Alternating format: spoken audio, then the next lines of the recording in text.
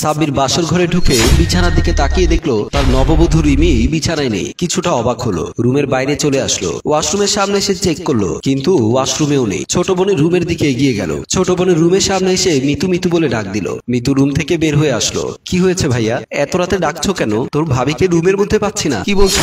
এত রাতে ভাবি কোথায় যাবে? আমি তো সেই কখন থেকে এসে ঘুমিয়ে পড়েছি। আচ্ছা চলো তো আব্বু আম্মুর রুমে গিয়েছে কিনা দেখি। দুই ভাই বোন তাদের বাবা মার রুমের দিকে এগিয়ে গেল। বাবা মার রুমের সামনে এসে ডাক দিল। সাব্বিরের মা বাবা রুম থেকে বের হয়ে আসলো। জানতে চাইলো কি হয়েছে। ভাবিকে নাকি রুমের মধ্যে পাওয়া যাচ্ছে না। সাব্বিরের বাবা অবাক হয়ে বলল, কি বলছিস? এত রাতে বৌমা কোথায় যাবে? সাব্বির বলল, আব্বু আমি রুমের ভেতরে প্রবেশ করতে দেখি ও রুমে নেই। তারপর ওয়াশরুম বারান্দা সব জায়গায় খোঁজ করেছি, কিন্তু কোথাও নেই। সাব্বিরের মা বলল, কি বলছিস? নতুন বউ এত রাতে কোথায় গেল? চল তো বাসার সব জায়গায় আবার খুঁজে দেখি। তারপর সবাই বাসার ভেতরে তন্ন তন্ন করে খুঁজে দেখলো, কোথাও নববধূকে পাওয়া যাচ্ছে না। সবাই টেনশনে অস্থির হয়ে উঠলো। সাব্বিরের মা বলল, এখন কি করব? বৌমাকে তো কোথাও পাওয়া যাচ্ছে না। মিতু বলল, আমার কাছে কিন্তু সন্দেহ লাগছে, মেইন দরজা খোলা, বাড়ি থেকে পালিয়ে গেল না তো আবার? সাব্বির ধমক দিয়ে বলল, তোর মাথায় কি কখনো ভালো কিছু ঘুরপাক খায় না? শুধু কুকথার ডাক পারিস কেন? বৌমা তেমন মেয়ে নয়, ভালো বংশের ভালো মেয়ে। সাব্বির বলল, আমি বাহির থেকে আসছি, তুই আবার এখন কোথায় যাবি?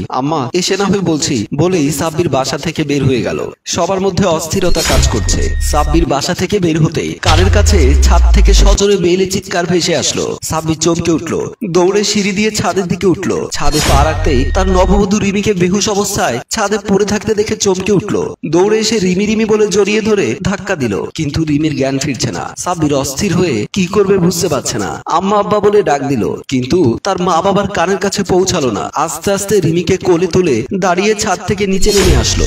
বিছানার উপরে রিমিকে শুইয়ে দিল। সাব্বিরের মা বাবা বোন দৌড়ে আসলো। সাব্বিরের মা পানির গ্লাস থেকে পানি ছিটাতে রিমি হুঁশ ফিরল। চোখ মেলে সবাইকে দেখে চমকে উঠে থতমত খেয়ে বলল, আমি এখানে কেন? আর আপনারা সবাই আমার দিকে তাকিয়ে আছেন কেন? সাব্বির অবাক হয়ে বলল, রিমি তুমি ছাদে গিয়েছিলে কেন? কখন আমি ছাদে গিয়েছি? তোমাকে তো ভাইয়া ছাদ থেকে বেহুশ অবস্থায় নিয়ে এসেছে। কথাটি শোনা মাত্রই রিমির চোখ বড় বড় হয়ে গেল। অবাক হয়ে বলল, কি বলছো তুমি? আমি ছাদে গেলাম কখন? আর আমাকে বেহুশ অবস্থায় কখন নিয়ে আসলো? সাব্বিরের মা বলল, বৌমা সত্যি কি তোমার কিছুই মনে নেই? আম্মা আমি মিথ্যে কথা বলবো কেন আপনাদের সাথে? সাব্বিরের বাবা কিছু একটা ভেবে সবার উদ্দেশ্যে বলল, সাব্বিরের মা চলো রুমে চলো। আর সাব্বির কোনো সমস্যা হলে তুই আমাকে ফোন করিস। মিতু চল। সবাই সাব্বিরের রুম থেকে বের হয়ে গেল। রিমি ব্যাপারটা কিন্তু আমার কাছে অস্বাভাবিক লাগছে। আমি সত্যি তোমাকে ছাদ থেকে বেহুশ অবস্থায় নিয়ে এসেছি। আমি তো বলিনি। তুমি আমার সাথে মিথ্যে কথা বলছো, কিন্তু আমি বুঝতে পারছি না আমি কখন ছাদে গেলাম আর ছাদে গিয়ে কেন বেহুশ হয়ে গেলাম। সাব্বির ভীষণ টেনশনে পড়ে গেল, কিছুতেই হিসাব মিলাতে পারছে না। রিমি বলছে রিমি ছাদে যায়নি, আমি রিমিকে নিজেই ছাদ থেকে নিয়ে এসেছি। তাহলে কিভাবে কি হলো? সাব্বির শুধু একাই টেনশনে পড়েনি, রিমিরও বিষয়টা খুব অবাক লাগছে। আচ্ছা তুমি যে আমাদেরকে নিয়ে আসলে, এই মুহূর্তে বৌমার পাশে থাকা তো উচিত আমার। তুমি কি ভুলে গেছো আজ তোমার ছেলের বাসরা? না ভুলিনি, তারপরে এরকম একটা ঘটনা ঘটে গেল। টেনশনে ভালো লাগছে না। আমার 100% বিশ্বাস বৌমার সাথে কিছু একটা আছে, আর সেই বৌমাকে এভাবে ছাদে নিয়ে গেছে, বেহুশ করে ফেলে গেছে। সাব্বিরের মা অবাক হয়ে বলল, কি বলছো তুমি?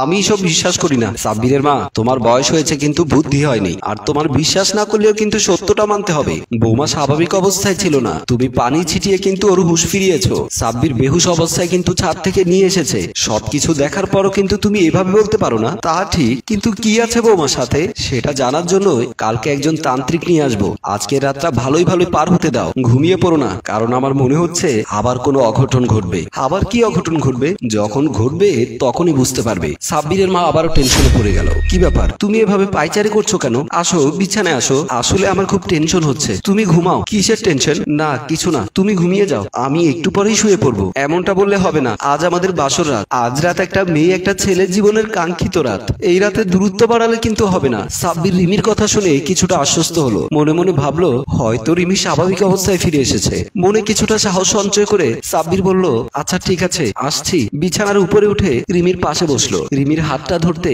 রিমির চোখ দুটো বড় হয়ে গেল। লাল লাল দুটি চোখ, কি যে ভয়ঙ্কর। মুহূর্তের মধ্যে রিমি ভয়ঙ্কর রূপ ধারণ করেছে। মাথার উপরে ফ্যান ঘুরছে, কিন্তু সেই বাতাসে রিমির চুল ওড়া সম্ভব নয়। কিন্তু রিমির চুলগুলো উঠছে। সাব্বির অনেকটাই ভয় পেয়ে গেল। রিমি সজোরে ধাক্কা দিল সাব্বিরের বুকের উপর। এক ধাক্কায় সাব্বির বিছানা থেকে নিচে পড়ে গেল। কোমরে প্রচন্ড ব্যথা পেল। রিমির দিকে তাকিয়ে দেখলো রিমি হা হা করে হাসছে। সাব্বির একবার চেষ্টা করছে, কিন্তু সোজা হয়ে দাঁড়াতে পারছে না। রিমি বিছানা থেকে লাফ দিয়ে সাব্বিরের সামনে বসলো। হাসতে হাসতে রুম থেকে বের হয়ে গেল। সাব্বির দ্রুত মা বাবা বলে চিৎকার দিতে লাগলো। উঠে দাঁড়ানোর আবারও চেষ্টা করছে। অনেক কষ্টে উঠে দাঁড়ালো। সাব্বিরের চিৎকার শুনে তার মা বাবা রুম থেকে দৌড়ে বের হয়ে আসলো। মেন দরজার দিকে তাকাতে দেখলো রিমি এলোমেলো চুলে মেন দরজা খুলে বের হয়ে যাচ্ছে। সাব্বিরের মা বাবা বৌমা বৌমা বলে ডাক দিল, কিন্তু রিমি শুনলো না। এমন সময় কোমরে হাত দিয়ে খোঁড়াতে খোঁড়াতে সাব্বির রুম থেকে বের হয়ে মা বাবার কাছে আসলো। সাব্বিরের মা বাবা সাব্বিরের এমন অবস্থা দেখে চমকে উঠলো। সাব্বিরের মা সাব্বিরকে জড়িয়ে ধরে কাঁদো কাঁদো গলায় বলল, কি হয়েছে বাবা, কোমরে হাত দিয়ে এভাবে হাঁটছিস কেন? সাব্বির বলল, আগে বলো তোমার বৌমা কোথায় গেছে? বৌমা তো দরজা খুলে বাইরে চলে গেছে, আগে ওকে থামাও, ও হয়তো ছাদের দিকে গেছে। সাব্বিরের বাবা মা দৌড় দিল মেইন দরজার দিকে। সাব্বিরও খোঁড়াতে খোঁড়াতে বাবা মার সাথে মেইন দরজা খুলে বাসা থেকে বের হয়ে গেল। ছাদে উঠে তারা দেখতে পেল রিমি ছাদের একদম কিনারায় দাঁড়িয়ে তাদের দিকে তাকিয়ে হা হা করে হাসছে।